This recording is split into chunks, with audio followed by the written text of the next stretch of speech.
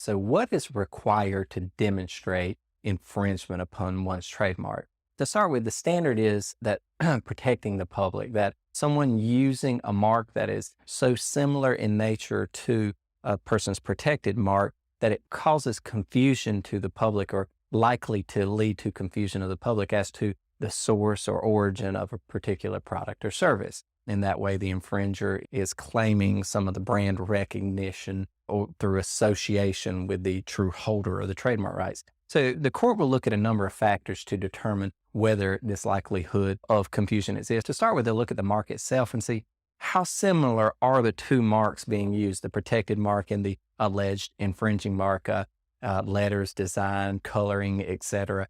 How similar are they in nature as to their potential likelihood of causing some confusion. Then they'll look at the two businesses. Is it the same type of business? Are they service providers, product providers? Is it the same type of product that they're providing, etc.? If they're extremely similar, again, this is more likely to lead to some level of confusion. Then they'll look at the market or industry that they are in. If they're separate or geographically distributed markets, or if it's a more compact or close-knit market, and they're both playing in the same market or industry space, again, this is going to indicate some level of greater susceptibility for public confusion. Then they'll look at notoriety of the held mark itself. It's something that's well known enough that the public is going to be confused by this, or even will be aware of the mark or brand itself so as to be confused by the alleged infringing mark. If a brand or the mark holder is not well known, is simply something filed that's just getting started, etc., then there may be little chance of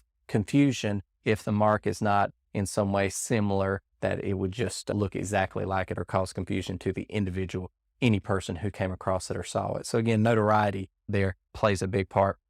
Then you look at the intent or purpose behind the individual alleged to have infringed the mark.